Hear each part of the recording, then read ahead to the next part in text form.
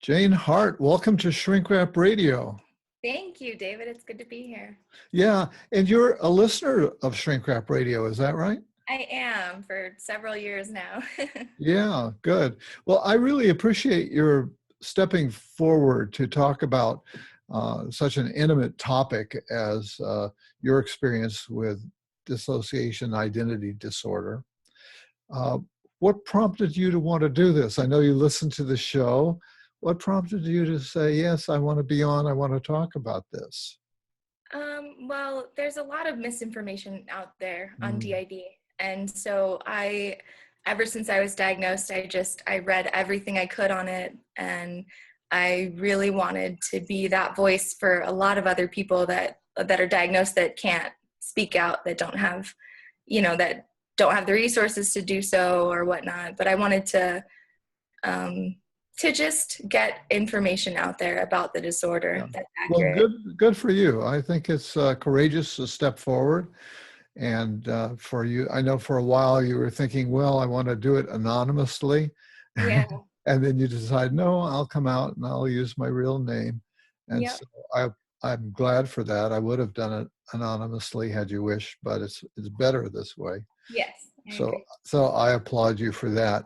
And you talked about getting diagnosed. I have the impression that was pretty recently.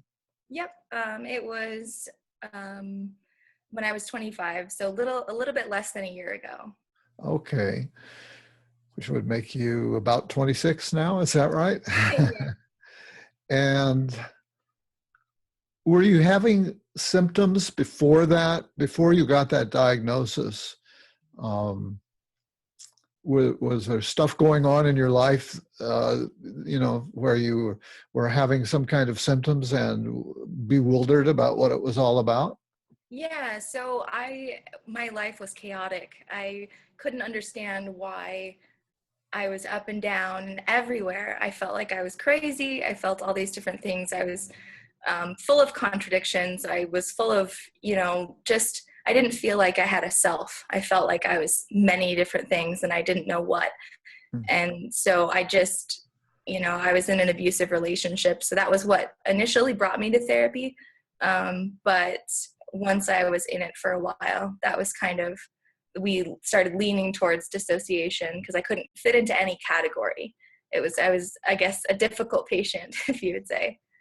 Yeah, well, those categories that we read about in textbooks, they're always approximations and Yeah. usually nobody exactly fits them. Yes. So the whole thing of diagnosis is really kind of a tricky thing. Mhm. And were there other diagnoses that were considered? How long did it take? You say you got diagnosed a little less than a year ago, but were there earlier attempts at diagnosis that took time over time, over a period Well, of years? my first therapist, he had told me that, oh, well, it's PTSD and all this stuff. But then he went on to say, well, you dissociate, and that I just didn't really fit anywhere, for a diagnosis. And so he wasn't sure. He had consulted with other people, other therapists. And that was kind of, once we landed on the dissociation aspect, I, did a lot of research and I was like, wow, this could be what's going on. And that's kind of what prompted me to find a different therapist, one that has his PhD and all that stuff, that does the testing. And because I wanted to make certain, I wanted to be 100% sure that this Sure. was what's going on. Yeah. Yeah. Now you mentioned that the first therapist thought maybe it was PTSD. Mm-hmm. And one of the things that we know about DID, yes, dissociation identity disorder. Yeah. I blanked out. Dissociative identity disorder. Yeah. Yeah. Yeah. Which we used to call multiple personality disorder, but that term got dropped. So one of what I started to say is one of the things we know about DID is that often it's rooted in some kind of early trauma. And maybe that had something to do with that therapist thinking, well, post-traumatic disorder, I mean, in a way, there would be a certain amount of overlap, I imagine. In fact, did you have some kind of early trauma in your life that might have triggered this? And if so, what would you feel comfortable telling us about that? I did. So, and first off, I want to say that, DID is like an extreme form of PTSD in a way. Like it's just an extreme form of the effects of trauma. Hmm. And so growing up, I was sexually abused ever since I was like before I can remember, and by a family member. And Wow. I went through a lot. And my mom, she actually, she went through an awful lot in her childhood and growing up. And so that generational trauma just kind of passed over a little Mm. bit, and she never got help for it. So she was kind of distant, emotionally distant, and all of that stuff. And I remember growing up, my mom and my dad had caught the abuse going on at one point, and they just ignored it. Like I remember, running upstairs. I think I was 6 years old, and I, hid between the bed and the wall thinking it was all my fault. Oh, And yeah. they never came in to console me or comfort me. And I just remember it kept going on for about 6 or 7 more years. So Yeah, that's often the case, that the child takes it on and feels like it is their fault when in fact it isn't. And can other people tell that you have dissociative identity disorder? no, actually, that's why it's so hard to come forward and talk about it. But it's a hidden disorder. Like the media, they make it out to be this, these switches that are so drastic and so different and all of that stuff. But it's really hidden. About 6% of people with DID have florid switches. And so no one really knows. Like the people that are closest to me, my close friend and, a couple other people, they know, they can tell the difference. But with most everybody else, no one can tell. And I like to keep it, that way. Sure, of course. And you refer to these alternate personalities as your alters. Maybe that's how other people with this disorder refer to them as well. Um, are these distinct personalities, or are they simply fluctuations in mood? Um, well, I don't usually use the term personalities. They're all parts of me, and so it's all me. It's just they're a lot more separated than everybody else. Everybody has parts, your work self, your home self, all of that Hmm. stuff. It's just with DID, they're just more separated. But it's it's definitely it's definitely their own they're their own people, if that makes sense. Like I notice they have their own thoughts, they have their own affects, they have their own behavior, they have their own body posture when I'm sitting in therapy. Huh.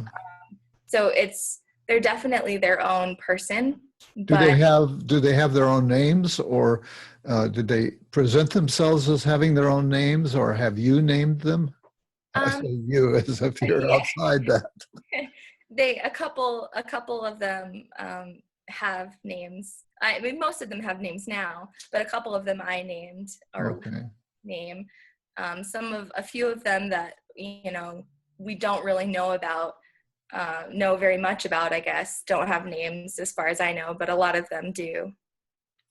And you mentioned that there are sometimes different postures that go along with it. Also, tones of voice or other Yeah, characteristics? tones of voice. And right when I was diagnosed, I went back and looked at, because I'm a writer, and so I write all the time, and I have kept journals since I could put pen to paper. And I went through all my notebooks and looked at all my journals, and I noticed completely different handwriting with each part, and it was Uh-huh. consistent with the part. And so I would Wow. highlight, and I would, trying to get to know myself, get to know the different parts of me. Wow, interesting. And what do you, uh, are there other physical differences that you notice between the parts? We've mentioned posture, handwriting, Yes. voice tone. Yeah, so a couple of the things that I've noticed that are bigger things are with one of my parts, with Madison, she doesn't need glasses. And so when I switched to that part, Like everything is, you know, like my therapist has told me I've had to take off my glasses because it's too fuzzy and blurry. And so then I can see fine, but then when I switch back, I have to put them back on because I need them. And so that's a big physical difference. Boy, I'll say. Yeah, in one of the parts. Yeah, but the rest of the time, I've kind of talked about it like you're seeing with a different set of eyes. Like you're looking at, like, let's say I'm in therapy and I'm talking with my therapist. Like normally it's, you know, adult to adult and face to face and all that stuff. But when it's a younger part in there, it feels like you want to sit crisscross on the floor and look up at this person and talk to them. So it feels differently. It's Feels like a child part. Yeah, definitely. Mm-hmm. And what do you experience physically when you shift? Is there a sensation that goes along with shifting from one alter to another? Yeah, so when I switch, I have, I get these awful headaches and just this mind fog. It's almost like when you're speaking about something and you're carrying on a conversation and then all of a sudden, you know, you switch. It's like all of the information that was in your brain just goes away and you don't have access to it anymore. And so you have to just kind of like regroup as secretly as you can. But I notice that a lot, but most of the time it's the headache that just kills me. It's right, you know, in the center of my head. I'll explain it like my eyes are being sucked into my head. Wow. So Yeah. do you feel like you're faking it some of the time in terms of when you're in one of those alternate personality states and you sort of lost access, that you're kind of faking it to look as normal as you can? Yeah, like I just have to take deep breaths. That's what I've learned to do. I just have to take deep breaths and just be like, hang on a second. I don't feel really well, you know, at the moment or whatever. And I just kind of make excuses for why I'm acting so strange or whatnot. Yeah. Or I just exit from wherever I'm at, you know. Are there things that will trigger a switch? Yeah, so high stress definitely triggers switching. There'll be days when, you know, like I'm in college and I'll have a bunch of assignments due or something, and I'll just be just extremely stressed, and there will be like ridiculous switches all the time, like rapid switching is what they call it. And so that just feels like it's overwhelming. And then at the end of the day, you're just drained. You're completely physically, emotionally, and mentally exhausted from all of it. Wow. There are aspects of the experience that sound like bipolar, which I'm sure you've looked into and considered that as well. In your mind, or in terms of what you've learned from your studies, how does it differ from bipolar? Why is that not the diagnosis? Well, bipolar disorder is very neurological. So, I mean, from that standpoint, but it's not simply ups and downs. It's all over the place. It's feeling younger. It's feeling, you know, going one moment to supporting one political candidate to like the next moment when you're totally on the other side of the spectrum. Wow. And it's you know, and it's a lot different in respect to the voices. I hear, you know, the voices of my parts of my alters in my head a lot of the time. Sometimes with certain parts there's no noise, nothing at all. But a lot of the time, about 80 to 85% of the time, I hear commentary and just inside, not outside, like schizophrenia, but it's inside that I hear these voices of them. And that's actually one of the ways that has helped me is I, you know, will write down certain thoughts or write down certain, you know, words that I hear in my head, and it matches up with these different parts that I have. And so like with their personality, with the way that they present themselves, I guess. Are those voices ever critical or supportive? Supportive, yeah. Sometimes when there's chaos, it's a fight. It's like when I'm trying to wake up and get dressed in the morning, it's like, well, I want to wear this, but I want to wear this. So that's difficult. But it's mostly just them throwing in their input of what they would do in that situation instead of what I'm actually doing. Or sometimes they're supportive, like we're all there, it's all good. But yeah.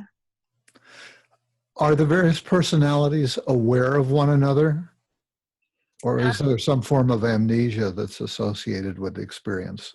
A few of the parts, there's full amnesia. Like I don't remember, any of what went on, but it'll come to me, or I'll look at my email, because all parts are in contact with my therapist. So I'll look at my email and be like, oh, this was sent, or, whatever. But with the rest of the parts, when there's not full amnesia, it's almost like you are I always think about this metaphor that you're on an airplane and, whoever's driving, like you have no control over it, but they're driving. And then if there's turbulence, everybody feels it, kind of like a ripple effect. Like everybody feels the turbulence, but they don't necessarily relate to it, or they're not in it all the way. You know what I mean? Yeah, yeah. Has hypnosis been part of the treatment at all? Because historically, in some of the famous case write-ups and so on, hypnosis was often used.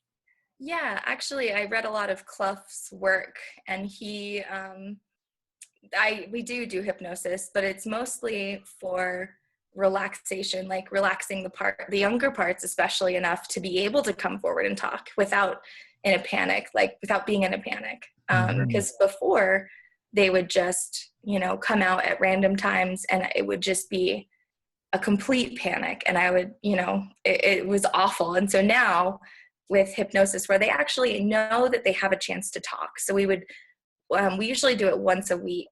I see my therapist 3 times a week, and we usually do it once a week. And so they know, like all the parts know, that on Wednesdays is the day that we do hypnosis. And so they get to, if the younger parts really want to say something to my therapist, then they're able to do that on that day. So they get that outlet. Fascinating. Has your therapist worked with other people suffering from this, or did he have to kind of come up to speed with you?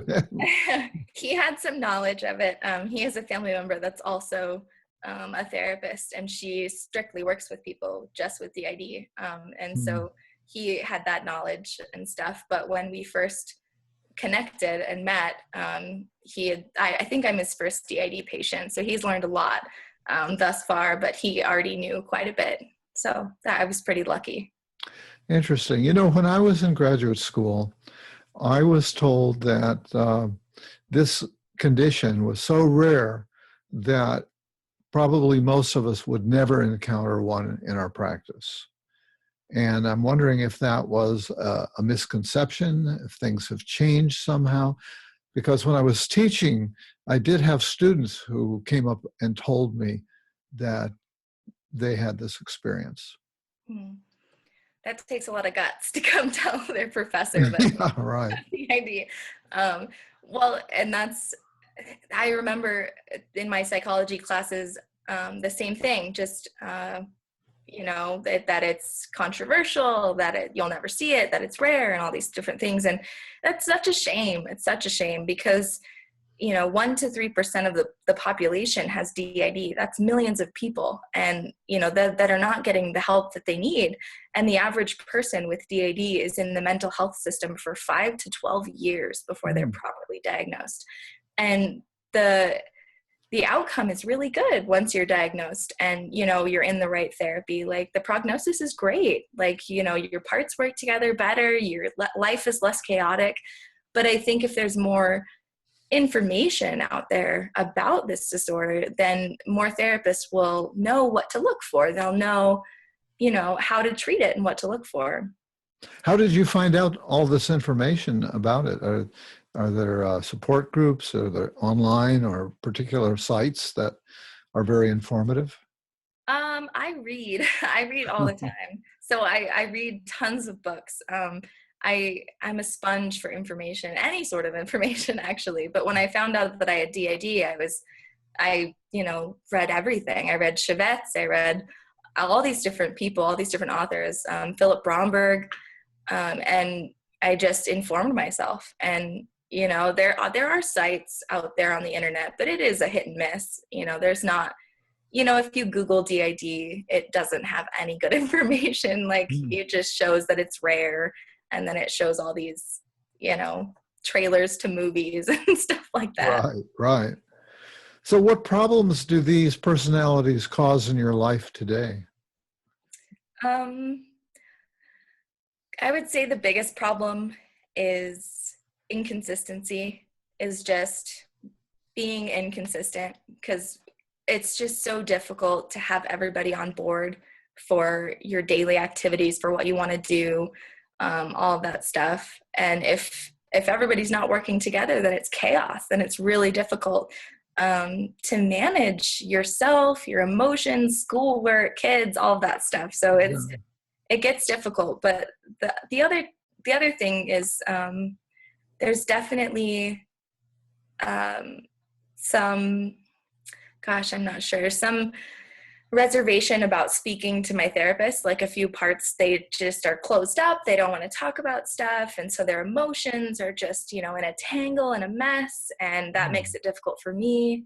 So, yeah. Fascinating. So you sort of know that there's something they want to say, or you're aware of what they're, quotes, hiding. Is that right? I'm not aware of what they're hiding.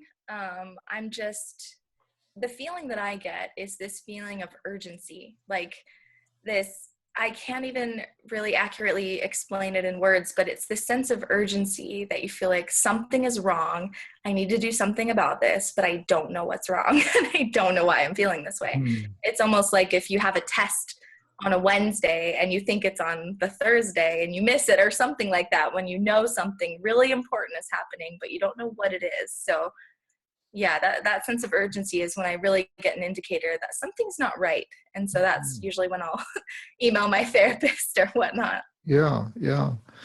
And what about friends? Do they pick up anything in you if they, if you haven't told them about what's going on? Do you think they pick up on anything what do they pick up on, if anything? Yeah. I'm only close with a few people, but my close friends, they know. So they, before I even was diagnosed, they would see me, acting this way one day, and then another day I was acting totally different, and then the next day I was, they noticed these inconsistencies and these differences in me. But that's only if they were close to me. So yeah. Well, that makes me wonder what junior high and high school were like for you, because there's so much sensitivity to where you rank in terms of social cliques and all of that. I had a really hard time in school. Yeah. In junior high and high school, man, I had a hard time. It was chaos in high school, especially. I graduated a year early. I had, heart surgery in high school. I had all these different things, and I couldn't, it was just chaos. That's simply how I can put it. But it was difficult with your peers and wondering what they're thinking, wondering how they see you and stuff. And so that was really, really hard. Mm-hmm. Yeah, I'm not surprised. What is it that you want our listeners to understand about DID? I want them to understand that it's real, and that it's a struggle, and that we need less criticism and more compassion. And that it's not something that is created it is created in your mind because of trauma, but it's something that we didn't ask for, like I didn't ask to have separate parts. I didn't ask to be fragmented. And so that's the major thing. And I know a lot of people that I am on forums with and stuff that have DID, a lot of them, they struggle day to day. It's not something that we can talk about easily. It's not something, with everything that's in the media, with, the upcoming movie Split, with all of that stuff, it's not shed, the light that is shed on it is not good. It's negative. Yeah. Yeah, I think there have been movies over time that depicted in a very weird light. Yeah. And there's this movie, I guess the one you refer to is M. Night Shyamalan, is that his name? And he's come up with sort of a horror flick. I Yeah. don't even know if it's out yet. It's not. It comes out in January, and it looks like a great movie. It's just I wish that they would have the actors in the movie do a public service announcement or something about, the disorder and the reality of it before they, depict it in such a negative light. Because that's something that I've run into just day to day is people, my psychiatrist, she just recently, I had an appointment with her, and she, was so negative about it, was like, isn't that dangerous? Excuse me. Isn't that dangerous to not remember stuff? Isn't that, aren't you afraid of that? And it's just, no one has the proper information about it because they look at movies like Split and they think, oh, that must be how the disorder is. You mentioned a psychiatrist, which suggests maybe you're on some kind of medication. Yeah, so I'm just on a simple antidepressant. I'm on venlafaxine, and I'm on a lower dose. But I don't take anything else. I Uh-huh. have for extreme moments, they've prescribed me an antipsychotic, but I don't usually take it because it makes me really tired. Yeah, But yeah. yeah. And so let's talk more about therapy. And so, what can you tell us about your own experience of therapy for this, and anything else you know generally about how it's treated? So in therapy, we are doing like a lot of, it's psychoanalysis, but it's also, we do Gestalt, which has helped tremendously with just openly speaking about the resentments with each part. So about, Mm. part to part, the resentments that you feel and all of this stuff. And that has been gold. It's helped so much. Just open stuff up and talk about it. Wow. But we've done hypnosis, and um, it's just been, I cannot even tell you how much I've grown since I found out I have DID. The confusion that was there my entire life about what was wrong with me was just gone.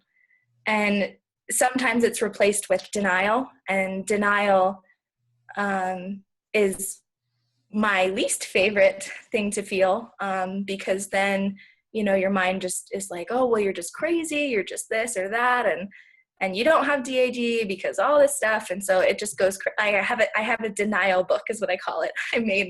I printed off, my diagnosis. I printed off all these different clips from my notebooks that I put in there, and just a bunch of stuff so that when I get into those modes, I can look at it. But I have grown so much from being in therapy. Just the cooperation between parts is so helpful Yeah. and helps life be less chaotic, for Yeah. sure. Yeah. Wonderful. Wonderful. Now, I'm aware that you have kids. You have, how many kids do you have? I have two. And have they picked up on any of this? Is it something that you've discussed with them? What's going on around that? Well, they're 6 and 3, and they're both Uh-huh. twins. So, Yeah. I can't really say a whole lot to them. Right, They're right. still young, but they do understand that mommy is different sometimes, and um, that everything will be okay. I just always tell them, I'm like, they know about therapy. They know that I'm in therapy. They know that I'm working on stuff. And I think the biggest way it affects them or impacts them is just the inconsistency. And so I write out a daily schedule every day. I have about 20 reminders on my phone. And Mm. so it's almost like all of the parts are this group, this team to parent my kids, which is really cool. It is. It's kind of cool. It's very difficult at times, but for the most part, it's an interesting way to grow up, I suppose.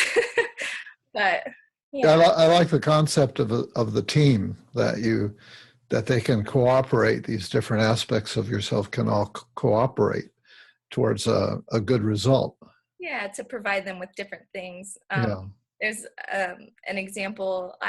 My son, I had a lot of tests one day for school, and so I was at college, and I was getting a couple tests done. I got a call from my son's school, and that said, you know, he had an accident. And so I was going to get him, and one of my teenage alters, she had come out and took care of the whole thing and made it like a fun day, like joked around about it, like made him, instead of remembering the bad part of the day, it helped him remember the good parts. Like mom was dancing crazy in the elevator, like we were having a good time, you know, all that stuff. So it's definitely a team effort, and all of my parts care so deeply for the kids that they're very lucky to have all of me, if that makes sense, especially Sure. working together, because that helps. Sure, sure. Now, you mentioned that you're a writer, and in fact, when you first reached out to me, it was on Instagram, and I'm not much of an Instagram person,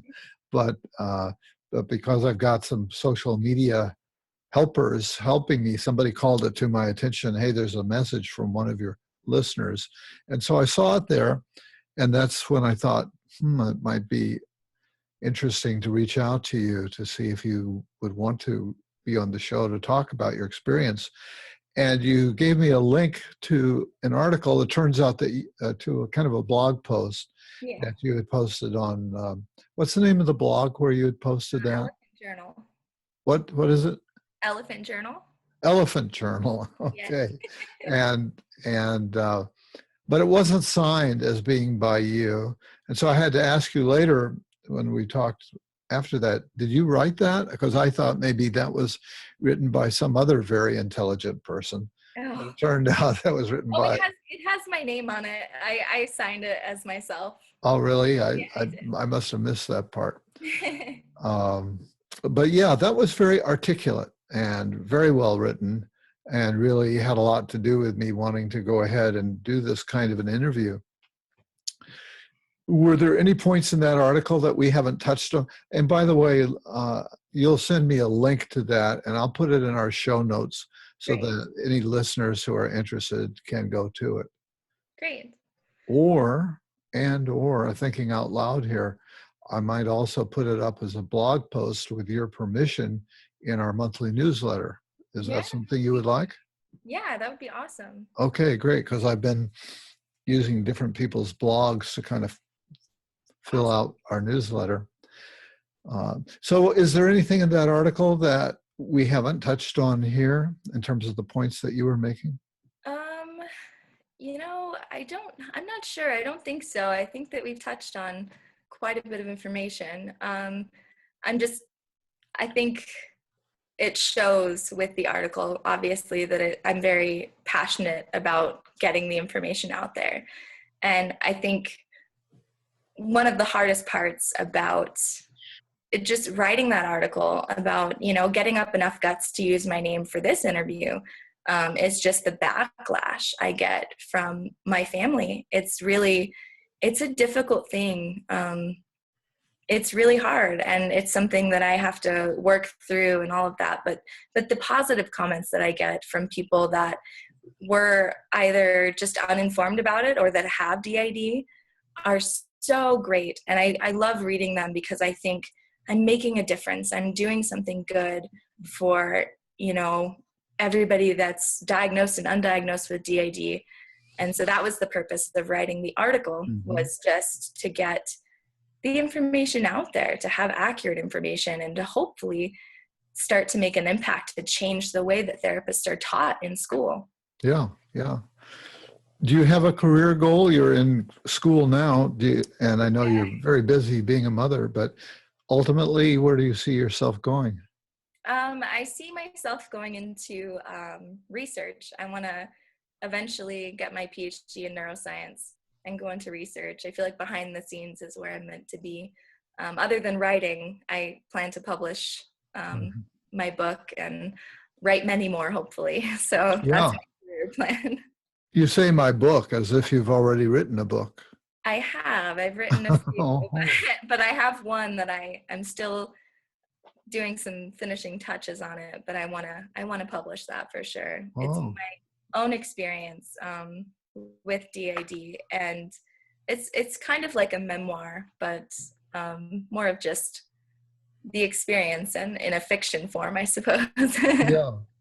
You mentioned that part of the struggle for you has been the reactions of your family. Is it that they uh, don't want you putting yourself out to the world as having problems, or do they feel like somehow that will put the blame on them?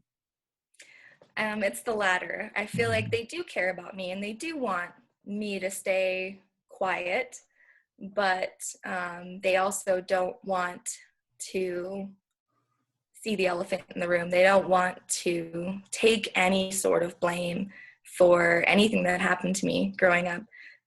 They still, they still don't, they say it's between me and the person that abused me. They don't try and help me with that. They don't try, and that's hard when you're not supported in that way. Yeah.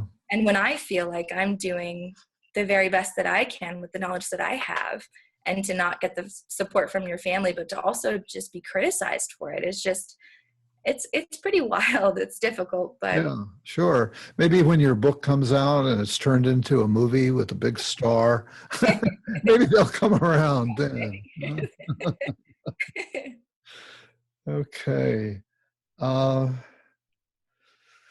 I think we've kind of covered it here.